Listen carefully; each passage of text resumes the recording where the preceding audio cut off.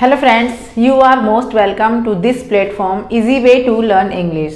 Friends, I always try to make you understand in a easy and simple way. So let's go through some sentences. Look at the board. First one is he was wearing a blue uniform. वो एक blue uniform पहन रहा था। Uniform का use हम वहाँ करते हैं। यूनी का मतलब होता है सेम, जहाँ पर सेम कलर की बात होती है, सेम चीज़ की बात होती है।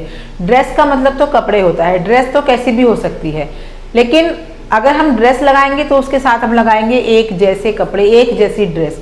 यूनिफॉर्म का मतलब ही एक जैसा होता है। कहीं भी ऑफिशियली या स्कूल में हम देखते हैं तो वहाँ यूनिफॉर्म बोला जाता है। इसका मतलब होता है एक जैसी ड्रेस, एक जैसे कपड़े। तो वो कौन सी यूनिफॉर्म में था? नीले कलर की यूनिफॉर्म पहने हुए था, या उसने नीले रंग की यूनिफॉर्म पहन रखी थी। She was wearing, he was wearing. ING लगा है तो ING is the sign of continuous tense, और was is the sign of past. तो ये हो गया past continuous. He was wearing a blue colour uniform, उसने नीले रंग की ड्रेस पहन रखी थी।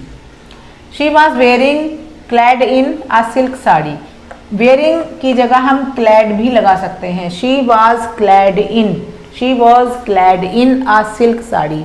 वेयरिंग के प्लेस पर क्लैड इन भी लग सकता है, और वेयरिंग के प्लेस पर पुटिंग ऑन भी लग सकता है। पुट ऑन का मतलब भी होता है पहनना। तो she was putting on, she was wearing, she was clad in a silk sari. This cloth is 12 rupees पर मीटर। क्लोथ, जहाँ पर हम क्लोथ की बात करते हैं उसका मतलब होता है बिना सिला कपड़ा। क्लोथ मीन्स बिना सिला कपड़ा। और अगर मैं इसी में ES लगा दूँ, वो इसका प्लूरल नहीं है, वो उसका मीनिंग ही अलग है। उसका मीनिंग है सिले हुए कपड़े। क्लोथ्स मीन्स सिले हुए कपड़े। अगर मैं इसी का प्लूरल बनाऊँ तो मैं कहूँगी pieces of cloth. This cloth is 12 rupees पर मीटर। ये कपड़ा 12 रुपये मीटर है। 12 रुपये का 1 मीटर। पर का मतलब एक। ये कपड़ा 12 रुपये का 1 मीटर है। दिस क्लॉथ इज 12 रुपीज़ पर मीटर। यहाँ पर बिना सिले कपड़े की बात हो रही है। चिल्ड्रन वेयर और चिल्ड्रन पुट ऑन भी लगा सकते हैं। Children wear, children put on are the same thing. Children wear clothes of the latest fashion. जो बिल्कुल लेटेस्ट फैशन है, जो नया फैशन है, वो वाले कपड़े बच्चे पहनते हैं। Children wear clothes of the latest fashion. Please don't forget to wear a rain coat और to put on a rain coat. Wear के प्लेस पर मैंने आपको बताया पुट ऑन भी लगा सकते हैं। प्लीज डोंट फॉरगेट, मत भूल जाना, कृपया मत भूलना, to wear a rain coat. I think बारिश हो रही होगी तब ये सेंटेंस बोला गया है। बरसाती, रेन कोट बरसाती, बरसाती पहनना मत भूलना। प्लीज डोंट फॉरगेट, किसी भी काम को करने के लिए अगर हमें कहना हो मत भूलना तो डोंट फॉरगेट, मत भूलना। याद रखना, रिमेंबर इट, और नहीं भूलना, don't forget to wear a rain coat. बरसाती पहनना मत भूल जाना। This cloth is extremely warm. Extremely एक एडवर्ब का काम कर रहा है, जो यहाँ पर एडजेक्टिव वर्ब यहाँ पर एडजेक्टिव है, क्योंकि हमें स्टेट बता रहा है कि क्लॉथ कैसा है। क्लॉथ गर्म है। कितना गर्म है वो हमें एक्सट्रीमली बता रहा है, तो एक्सट्रीमली हो गया यहाँ पर एडवर्ब, और वार्म हो गया एडजेक्टिव। एक्सट्रीमली बता रहा है वार्म के बारे में, कितना गर्म है, और वार्म बता रहा है क्या गर्म है, कपड़ा गर्म है। This cloth is extremely warm. Extremely की जगह पर आप वेरी भी लगा सकते हैं। This is up to you, आप क्या लगाना पसंद करेंगे, वेरी और एक्सट्रीमली। ओके। डोंट वेयर और पुट ऑन मैंने लिख भी दिया है यहाँ पर। Don't wear put on wet cloth. गीले कपड़े मत पहनो। डोंट वेयर मत पहनो, डोंट पुट ऑन मत पहनो, वेट क्लोथ गीले कपड़े। अब फिर से वेट यहाँ पर किसको क्वालिफाई कर रहा है, क्लोथ्स को। कैसे कपड़े, गीले कपड़े। क्लोथ्स एक नाउन है और नाउन को क्वालिफाई किया है वेट ने। गीले कपड़े मत पहनो। Don't wear wet clothes. कौन मत पहनो, यू, तुम मत पहनो, बात तुमसे हो रही। यू डोंट वेयर, यू यहाँ पर हिडन है, तो कौन सा सेंटेंस हुआ, इम्पेरेटिव सेंटेंस। जहाँ पर यू हिडन होता है उस सेंटेंस को कहते हैं imperative sentence. You don't wear wet clothes. अगर मैं यू लगा दूं तो वो इम्परेटिव सेंटेंस नहीं रहेगा। अगर मैंने यू लिख दिया तो वो बन जाएगा अफर्मेटिव सेंटेंस। अफर्मेटिव का निगेटिव मीन्स वो निगेटिव बन जाएगा। यू डोंट वेयर निगेटिव बन जाएगा put on wet clothes. You hidden है तो इम्परेटिव में निगेटिव है। I will come after changing my clothes. I will come मैं आऊँगा, मैं आ रहा हूँ या मैं आऊँगा। आफ्टर चेंजिंग अपने कपड़े बदल कर, मैं कपड़े बदल कर आ रहा हूँ। इसका सेंस है मैं कपड़े बदल कर आ रहा हूँ, आऊँगा। आई विल कम कौन सा टेंस है? I will come. Will sign है फ्यूचर का क्योंकि उसके बाद फर्स्ट फॉर्म लगी है। विल यहाँ पर हेल्पिंग वर्ब हो गई कम के साथ। आई will come after changing my clothes, मैं अपने कपड़े बदल कर आऊँगा। ये हो गया फ्यूचर इंडेफिनिट। जब विल या शैल के साथ वर्ब की फर्स्ट फॉर्म लगेगी तो वहाँ पर टेंस होगा future indefinite. This coat is waterproof, मतलब इस कोट के अंदर पानी नहीं जाता या इससे पानी से ये खराब नहीं होता या पानी से ये नहीं भीगता, मतलब पानी से नहीं खराब होता। This coat is waterproof. These dresses are for you. These dresses, ये ड्रेसेज, दीज यहाँ पर किसको क्वालिफाई कर रहा है, किसको मॉडिफाई कर रहा है? ड्रेसेस को। दीज ड्रेसेस, और मैं इसको इस तरह भी बता सकती हूँ दीज ड्रेसेस। जहाँ पर हम इशारा करके डेमोन्स्ट्रेट करके कोई बात करते हैं कि दीज ड्रेसेस, ये वाली ड्रेसेस, वहाँ पर ये एडजेक्टिव तो है ही क्योंकि ड्रेसेस को क्वालिफाई कर रहा है, ड्रेसेस को मॉडिफाई कर रहा है, पर कौन सा एडजेक्टिव है? Demonstrative adjective. Demonstrative adjective. These dresses, ये वाली dresses, demonstrative adjective.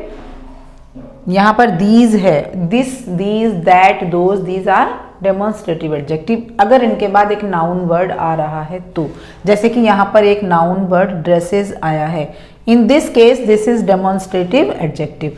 These dresses are for you, ये ड्रेसेस आपके लिए हैं, ये ड्रेसेस आपके लिए हैं। These dresses are for you. A man is judged. Judged means पहचाना जाता है। इज जज्ड, जब भी हम इज लगाते हैं तो वहां पर अगर हमें वर्ब लगानी हो तो वर्ब की हमेशा थर्ड फॉर्म आएगी और वो स्ट्रक्चर होगी पैसिव वॉइस की। अ मैन इज जज्ड, तो कौन सी स्ट्रक्चर हुई? क्योंकि बी की फॉर्म के साथ वर्ब की थर्ड फॉर्म है। बी की फॉर्म के साथ वर्ब की थर्ड फॉर्म है। जब भी बी की फॉर्म के बाद वर्ब की थर्ड फॉर्म आएगी तो वो होगी पैसिव वॉइस की स्ट्रक्चर। और ये पैसिव वॉइस की स्ट्रक्चर है क्योंकि इज के साथ है तो ये होगा प्रेजेंट इंडेफिनिट टेंस और उसका पैसिव।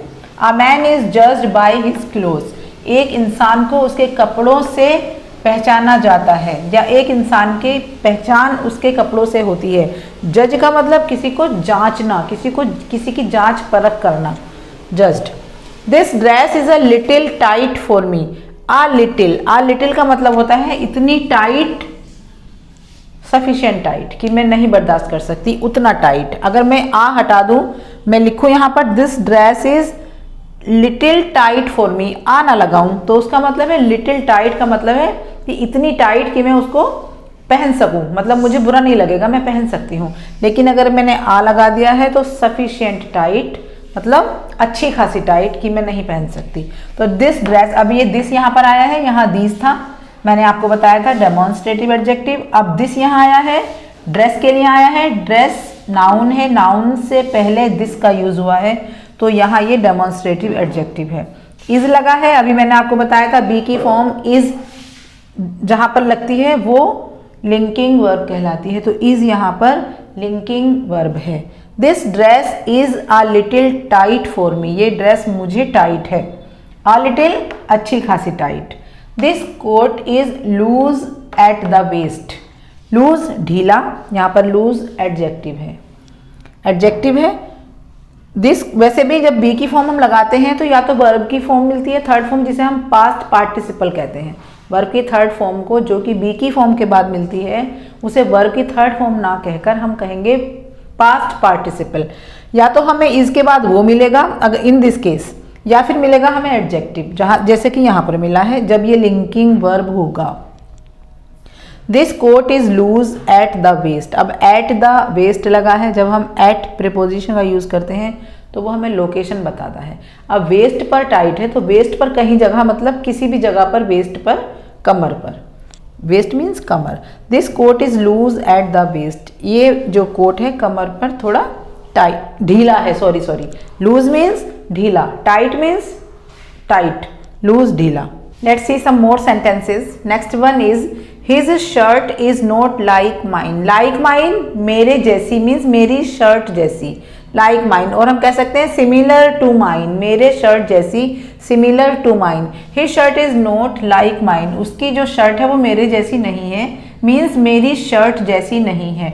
नॉट लाइक माइन, मेरी शर्ट जैसी नहीं है। My suit is different from yours. From yours तुम्हारे सूट से, माई सूट इज डिफरेंट, मेरा सूट तुम्हारे सूट से अलग है, डिफरेंट है।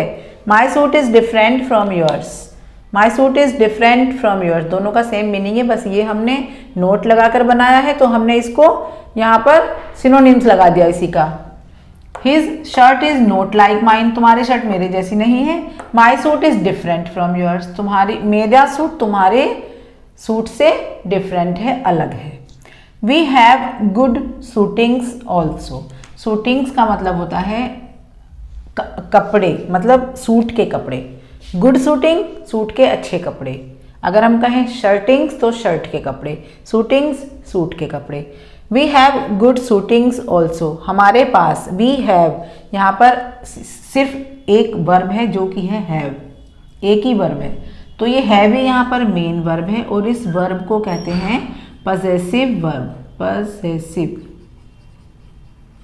पजेसिव वर्ब क्यों कहते हैं पजेसिव वर्ब? क्योंकि यहाँ पर पोजेशन शो कर रही है कि हमारे पास, हम इसके ऑनर हैं, हमारे पास सूट के अच्छे कपड़े हैं।